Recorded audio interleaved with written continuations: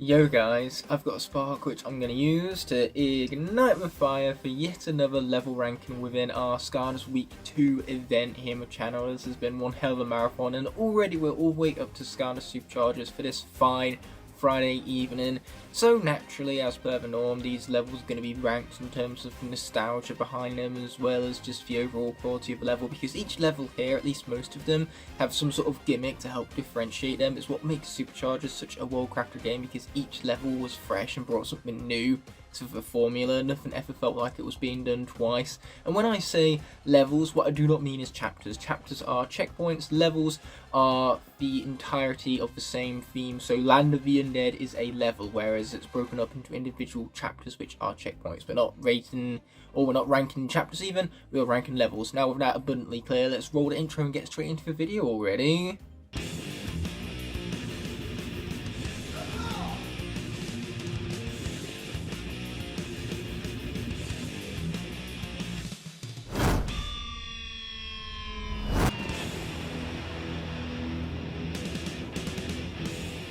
At the very bottom of the ranking list this time around is going to be Bandit Train at number 13. The closest thing to an interesting and unique gimmick is the random placement of the key in this section of the level, and it's not exactly thrilling to open up all these different crates and stumble upon a key by accident because it was spawned somewhere different from the last time.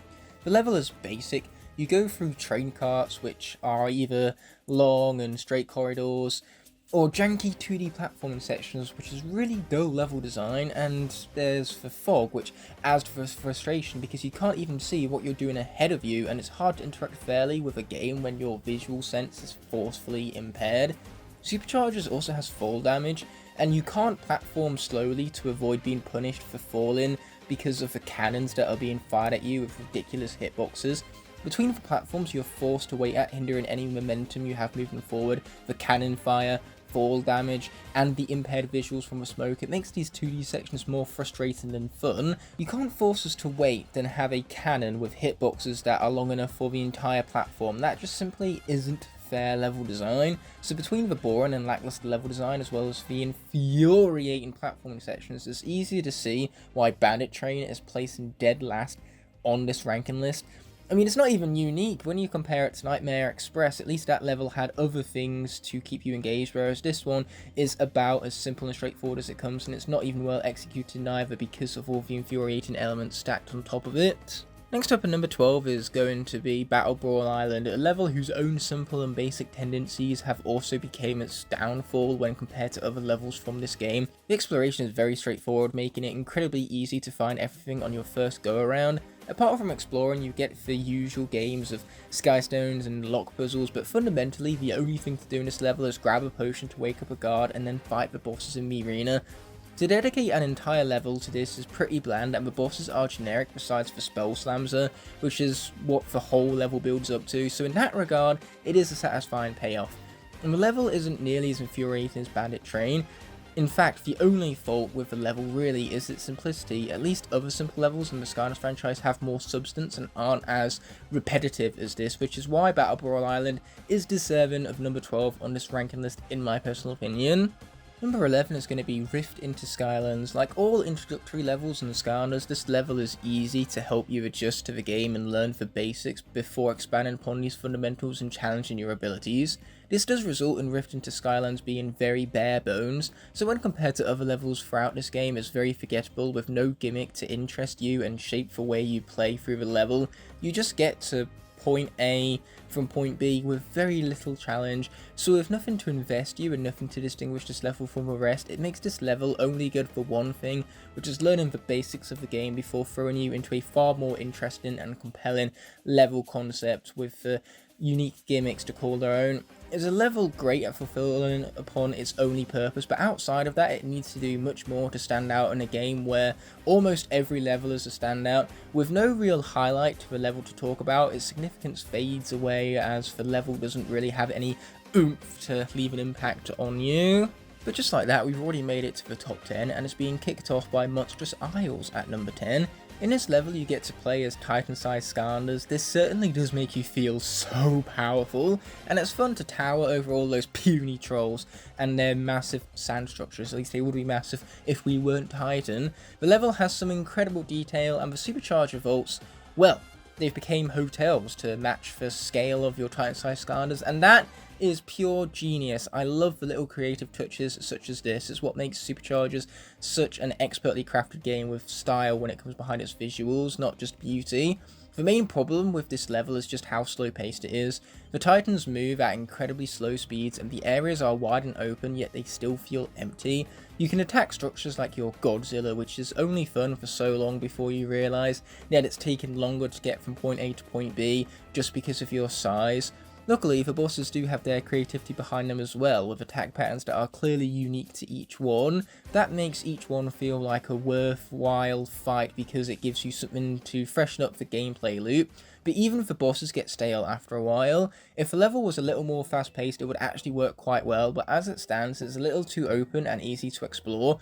Taking it out for reward and finding everything because it's so damn easy to do so, and this makes everything feel more empty than what it actually is, making the entire level feel slower as a result, which is a massive shame given the potential of this level in the first place. But coming in at number 9 is Ride Apocalypse Demolition Derby, a level which showcases the true potential behind the vehicles. I wish all the vehicle combat sections were as good as this one. The only thing it's missing is optional bonus rounds with sea and sky vehicles. I would have loved to have seen those. I think they were missing a trick having interludes with the land sections for this style of arena. Anyways, in terms of the land vehicles, you get a wide open arena with boost panels to keep your speed up and maintain that fast pace throughout the entire level. In fact, it's what the level is best known for, just how fast paced it is. The design of the bosses are also incredibly cool. You get to see the manipulation of the individual parts to build these vehicles, and it's some incredible design work, the detail in which really impresses you.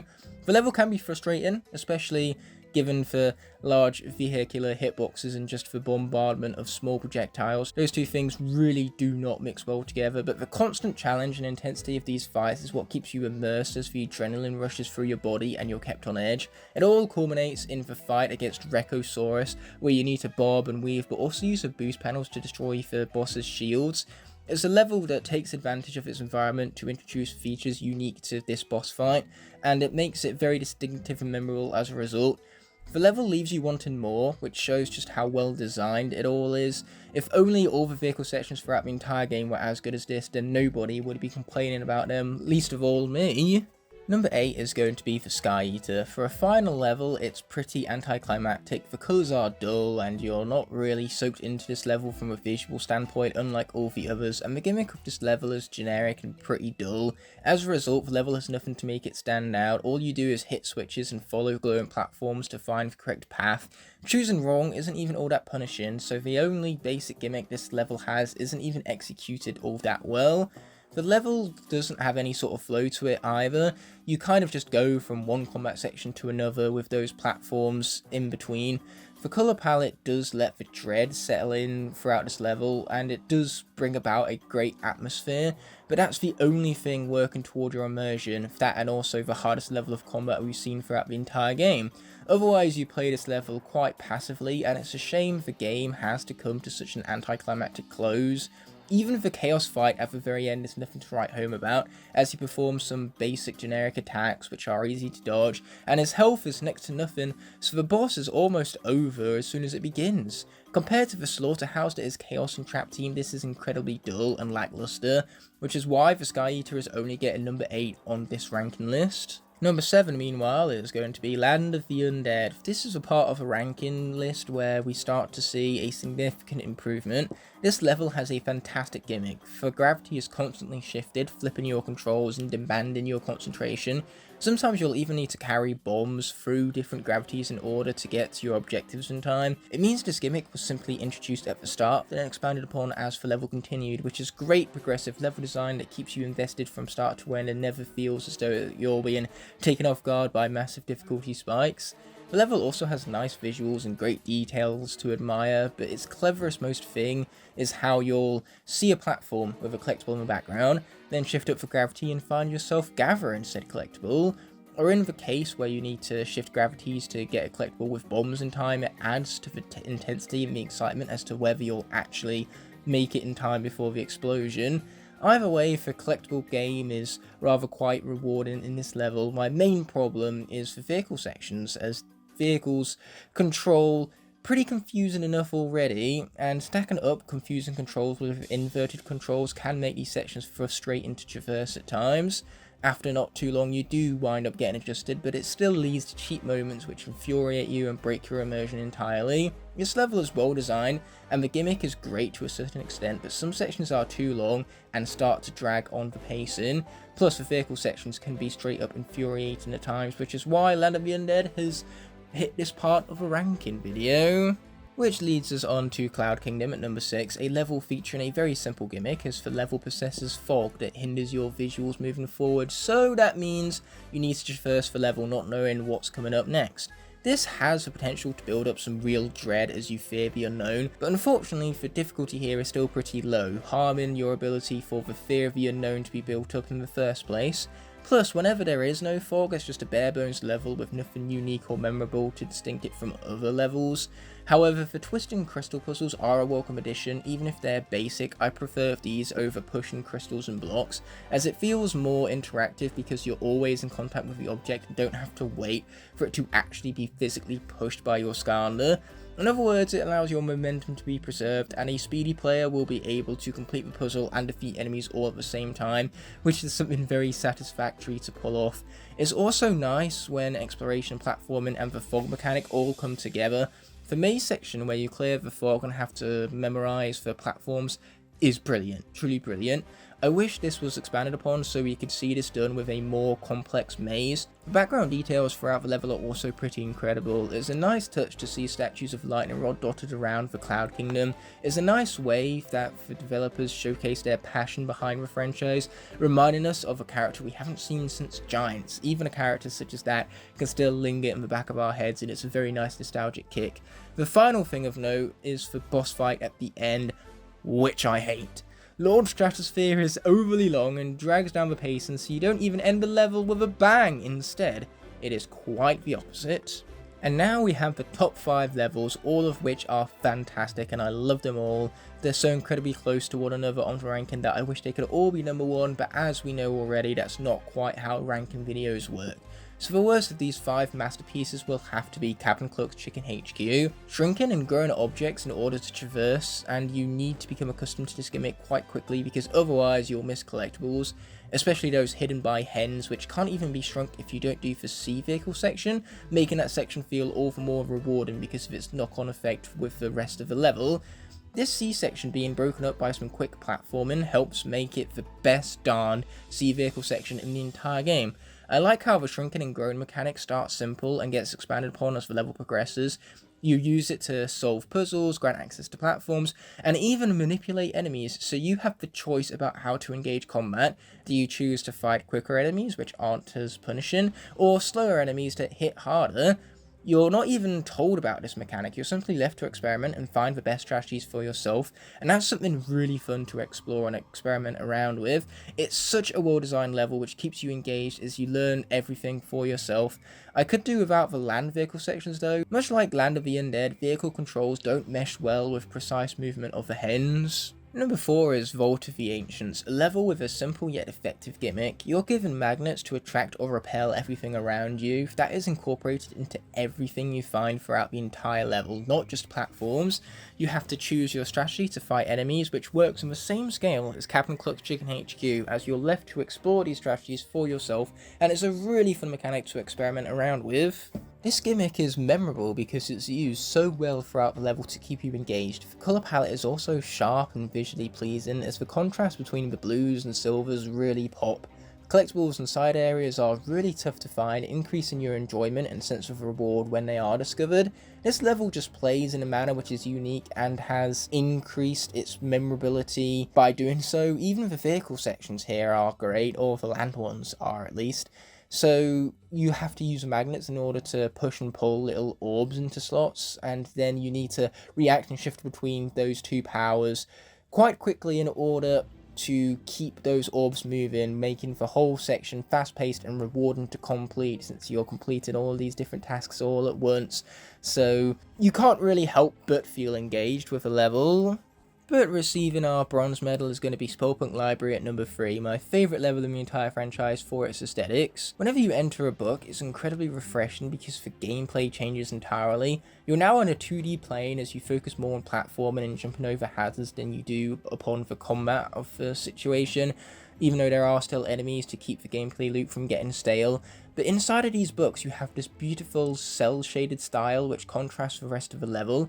The colours really pop and you're drawn into this world even further because the visuals are so incredible and their attention to detail is stunning. It's very stylised and it shows that the developers really cared about giving this level a special feeling to it. The rest of the level is as close to open world as you get in this game. You can explore the library at your own pace and there is plenty of collectibles to find when you go out of your way, and this really does reward your efforts.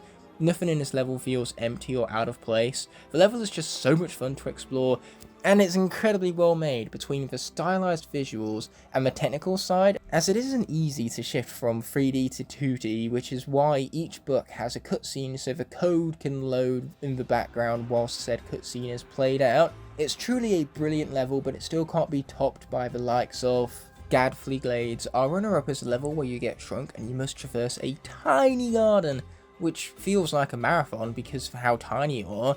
This leads to very interesting details such as the Titan-sized NPC in the background, whose charm makes the entire level that much more fun to interact with as you're playing through it, and you're constantly reminded of the stakes behind this level. The intensity of it all brings fear and immersion as you traverse further into the level.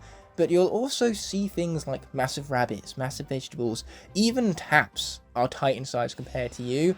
And as they rain, you risk being caught in the raindrops, which is a staggering amount of detail, so every nook and cranny can belong with the rest of the level theme. Even the music does a fantastic job making you feel small, but you also never feel hopeless. You're motivated to carry on and become the only champion capable of beating this challenge. It makes it all the more rewarding when you reach the end of the level. In fact, the level is also incredibly well designed, as the gameplay loop once again never becomes stale, since you jump frequently from combat to platforming and back again. There is plenty of things to explore and immerse yourself into the level, and all of these sections are perfect in length to keep you entertained from beginning to end without a dull moment in sight. But there is still one more level remaining. By process of elimination, that means my number 1 is easily going to be Cloud Breather's Crag. I mean, come on. You drive along the back of a freaking dragon. Enough said. I cannot, in good conscience, end off this video without first thanking all of my incredible channel members.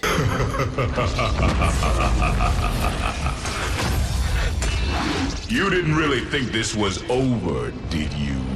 Haha, yes, that's right. You didn't really think I was going to conclude the video right then and there, did you? What we have is not only my favourite Superchargers level of all time, but my favourite Skylanders level, period.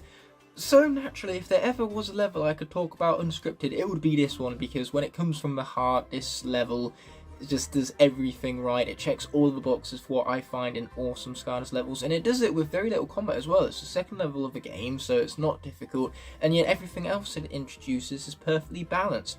First of all, you have the gong puzzles, which are really cool because you have to pay attention to the actual patterns on the gong and then hit them in the right order. They're actually really cool puzzles that draw you into the entirety of the level. In fact, it's just spliced with so much variety because you save miners at one point, you ram airships with another airship, you conduct a kite minigame, which is a bit random, but that's why it sticks with you, because it comes out of nowhere, it's so jarring, and that makes it so memorable. The level is also gorgeous, the grass is incredibly detailed, and just all of the contrasts, for cobblestone work, it has detail behind it, and those greys and browns, like I was alluding to with the colour palette earlier, is an incredible colour contrast that, again, it really immerses you, just like the gongs do, just like the mini games do. There is nothing in this level that feels out of place, there is nothing which drags the pacing down. And then for gimmick for this level, when you get on Dragon's back, the entire stage sways with the dragon. You could say this harms your momentum because you have to wait for platforms. I don't really care less because it's just such a awesome concept to be in the back of a dragon, waiting as this temple swings from side to side. Man, do I love this level. and it's topped off, like, the dragon is great. I have nostalgia and bias towards dragons, but that is simply just cherry top of a cake, what is already a very thick and tasty cake. Cloud Breather's Crag, my favourite Skylanders level of all time, let alone my favourite Skylanders Superchargers. But now, let's officially roll that outro for real this time. I cannot, in good conscience, end off this video without first thanking all of my incredible channel members whose continued support help make these videos possible. Without them, these videos would be near impossible to make, so from the bottom of my heart, I truly appreciate every last one of them. If you enjoyed this video and would like to see more, there are plenty of options on screen now to explore, and please consider subscribing to keep up to date with all my content. On that note, this video is coming to an end, so thank you so much as always for watching. Until the next video arises, peace!